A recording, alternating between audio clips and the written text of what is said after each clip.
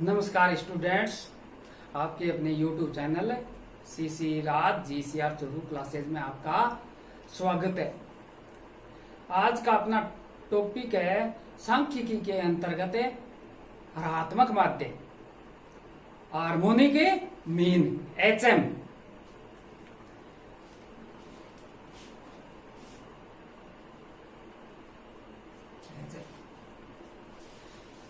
HM किसी कहते हैं किसी समंक श्रेणी के मूल्यों के या मूल्यों की संख्या को उनके व्युत्क्रमों के योग से भाग देने पर जो मूल्य ज्ञात होता है। व्युत्क्रमों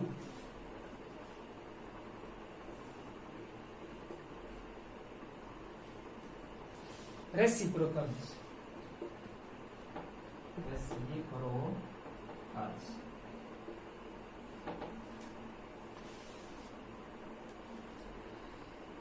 वही उस श्रेणी का हार्मोनिक मीन या HM कहलाता है। क्या कि मूल्यों की संख्या को उनके व्युत्क्रमों के योग से, व्युत्क्रम का मतलब उल्टा, के योग से भाग देने पर जो मूल्य प्राप्त होता है वही उस श्रेणी का हरात्मक माध्य कहलाता है।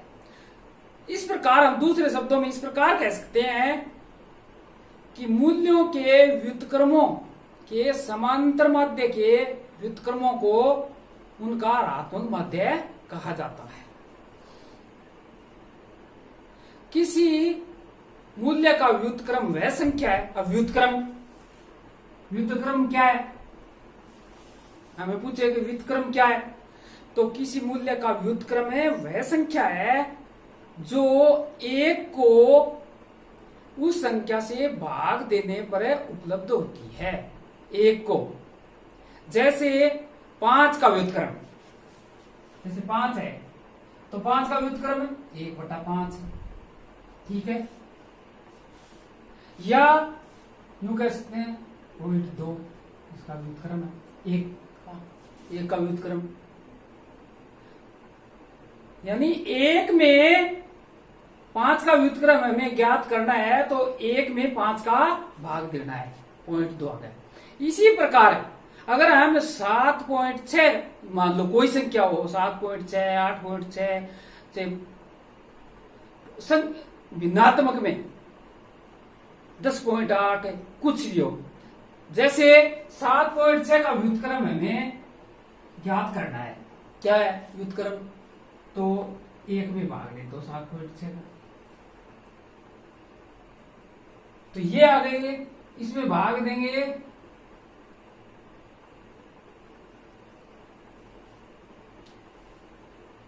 0.16 होगा इसका, ये इसका व्युत्क्रम है। 7.6 का व्युत्क्रम ये एक में जिस संख्या का भाग देते हैं वह उसका व्युत्क्रम है। अब इसकी गणना कैसे की जाती है, हार्मोनिक मीन की गणना।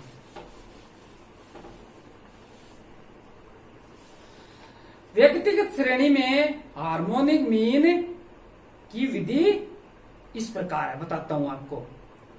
पहले क्या करना होता है, मूल्यों के व्युत्क्रम ज्ञात किए जाते हैं। पहले मूल्यों के व्युत्क्रम ये ज्ञात किए जाते हैं, ये ज्ञात करना है। यदि मूल्य छोटे हैं और पूर्णांकों में हैं तो एक को प्रत्येक संख्या से भाग देकर प्रत्यक्ष रीति से व्युत्क्रम निश्चित कर लिया जाता है। जैसे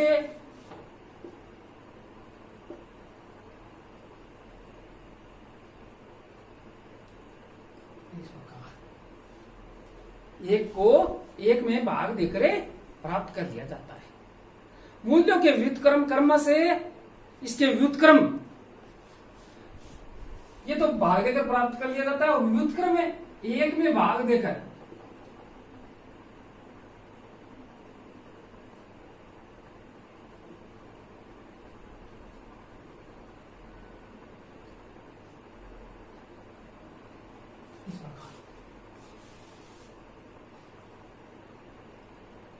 होंगे। ये इसके क्या होंगे, मूल्यों के व्युत्क्रम होंगे। इस मूल्य का ये व्युत्क्रम, इसका ये हो गया, इसका ये हो गया, इस प्रकार व्युत्क्रम में ज्ञात कर लिए जाते हैं। परंतु यदि अनेक पद हो तो जिनके मूल्य भी दशमलव बिंदुओं में हो तो उनके व्युत्क्रम सारणी की सहायता से ज्ञात करने चाहिए। कैसे ज्ञात करने? टेबल ऑफ रेसिप्रोकल्स की सहायता से इनके व्युत्क्रम या उनके मूल्य ज्ञात करने चाहिए। फिर क्या है, ये व्युत्क्रम कर दिए हमने, व्युत्क्रमों का योग करना होता है। योग, व्युत्क्रमों का योग,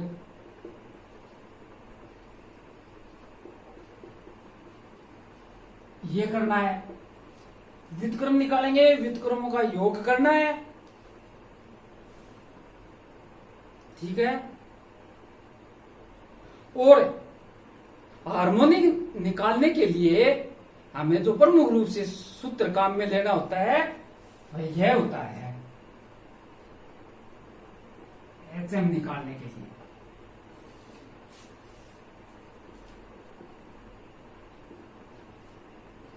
X2 दूसरी वैल्यू, तीसरी वैल्यू, इस प्रकार हमें वैल्यू निकालते जाते हैं। यहां n क्या है? पदों की संख्या, पदों की संख्या, number of items, number of item, पदों की संख्या हो गई n। और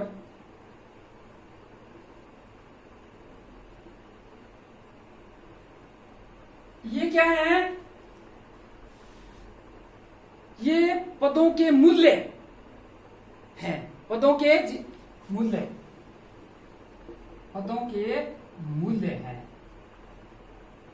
वैल्यू ऑफ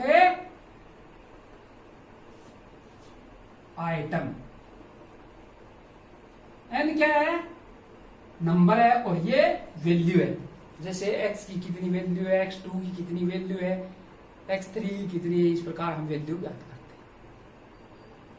ये इस सूत्र से हमें इसको HM ज्ञात करते हैं, हार्मोनिक मीन ज्ञात कर सकते हैं। और यदि व्युत्क्रम सारणी से मूल्य ज्ञात करने हो तो HM कैसे निकाला जाता है? व्युत्क्रम सारणी से वो जोड़ हमने किया था, ये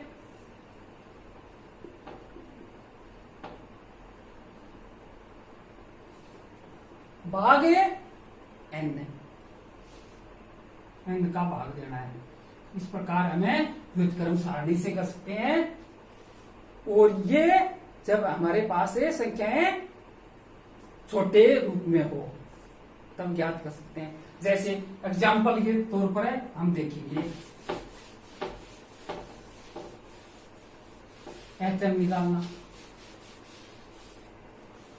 जैसे यदि एक मोटर कार 40 किलोमीटर प्रति घंटा की से, एक मोटर कार है 120 किलोमीटर 40 किलोमीटर प्रति घंटा की, प्रति घंटा 40 किलोमीटर प्रति घंटा, यानी km/h प्रति पर आवर है, से की गति से जाती है, की गति से जाती है, तथा वापसी 120 किलोमीटर हो गया ना, तथा वापसी 120 किलोमीटर 60 किलोमीटर प्रति घंटा की दूरी से तय करती है। 60 किलोमीटर प्रति घंटा की दूरी से वापस आती है, या वापस आती है, आती है। तो उसकी औसत गति क्या है? तो औसत गति क्या है, क्या है, ये निकालना है। इसके लिए हमें HM का उपयोग या HM का हमें प्रयोग करना होता है।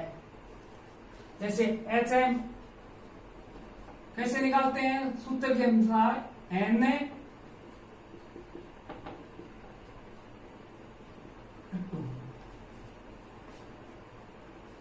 N कितना है, आना और जाना, एक बार गए और एक बार है वापिस से आए, N बराबर 2। ठीक है, पहला 40 किलोमीटर प्रति घंटा, दूसरा वापिस आने का 60 किलोमीटर प्रति घंटा।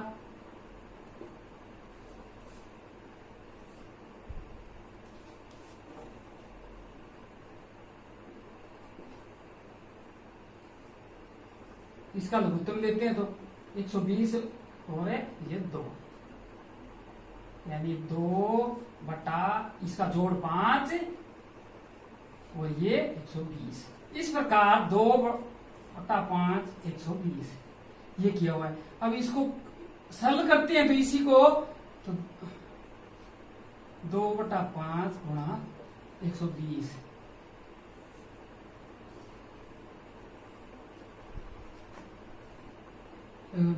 पांच दूनी 10 और 2 5 का 20, 48 किलोमीटर प्रति आवर,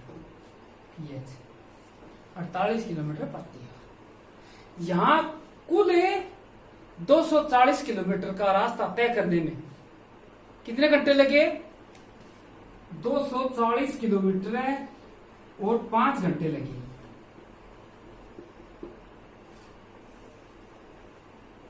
तो 48 किलोमीटर प्रति घंटा के हिसाब से 5 घंटे लग जाते हैं। अतः औसत गति कितनी हो गई, 48, ये आ गया किलोमीटर प्रति आवर। यहां समानांतर माध्य निकालना गलत होगा, ये बात ध्यान रखने लायक है कि यहां समानांतर माध्य नहीं निकाल सकते, क्योंकि 40 और 60 का समानांतर माध्य, 40 व 60 का समानांतर माध्य कितना होता है, 50 किलोमीटर प्रति आवर नहीं कह सकते, क्योंकि प्रति घंटा अगर 50 किलोमीटर का सफर तय करती है तो यदि 50 को 5 से गुणा किया जाए, 5 घंटे और 50 किलोमीटर, तो कितने किलोमीटर हो जाती है, 250 किलोमीटर हो जाती है कुल दूरी। जबकि हमारे पास दूरी कुल कितनी है, 240 किलोमीटर। इसलिए औसत गति की गणना करने में हार्मोनिक मीन का ही प्रयोग किया जाता है। किसका प्रयोग किया जाता है, हार्मोनिक और क्या, औसत गति। ये याद रखने लायक बात है, औसत गति। औसत गति का जहां कोई क्वेश्चन हो तो वहां हार्मोनिक मीन का ही प्रयोग किया जाता है, समानांतर माध्य का प्रयोग नहीं किया जाता। इसी प्रकार एक दूसरा उदाहरण देख सकते हैं हम।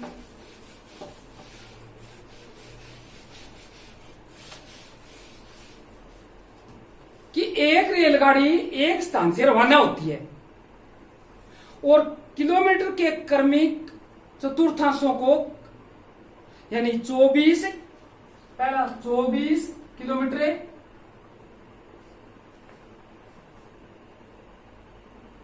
प्रति घंटा की सर 24 किलोमीटर, 32 किलोमीटर 4 चतुर्थांशों में,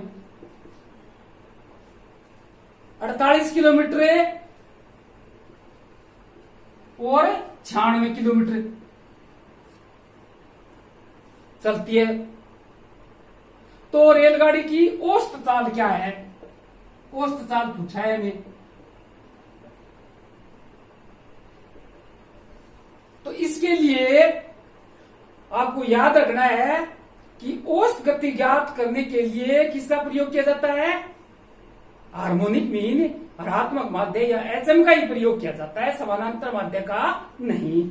देखें n क्या है, 1 2 3 और 4, n बराबर है 4 और x1 है 1/24 प्लस 1/32, 1/48 और 1/96।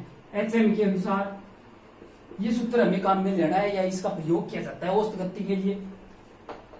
अब देखो 4, इसका औसत लेते हैं तो 96, 4 3 बार भाग जाता है, 3 2 बार भाग जाता है और 1 बार भाग जाता है। तो 4 4 और 3 7, 2 और 1 10, 10/96। अब इसी जो पिछली बार पिछला सवाल हमने हल किया था उसी तरीके से इसको हल करेंगे।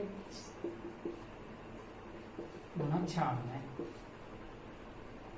यानी 4 गुणा 9.6।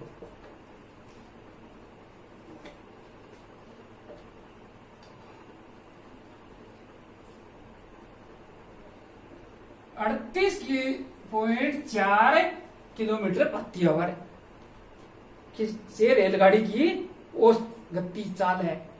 और अगर हम समानांतर माध्य का उपयोग करें तो देखो, समानांतर माध्य का उपयोग करेंगे या इसको काम में लेंगे तो 24, 32, 48 और 96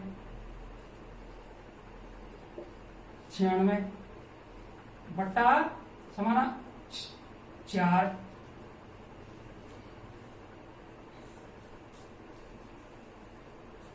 200 बटा 4, 50 किलोमीटर प्रति आवर पर आवर के हिसाब से। तो आ गए ना उत्तर में डिफरेंस 38 किलोमीटर 38.4 किलोमीटर प्रति आवर से, और समानांतर माध्य का उपयोग करें तो 50 किलोमीटर। तो एक बात याद रखने लायक है कि अगर हमें औसत गति ज्ञात करनी हो तो हार्मोनिक मीन का ही प्रयोग किया जाता है, समांतर माध्य का नहीं। हमने ये देखा है।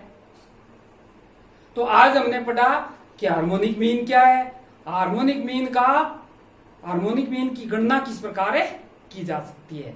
आपने सुना, इसके लिए आपको धन्यवाद।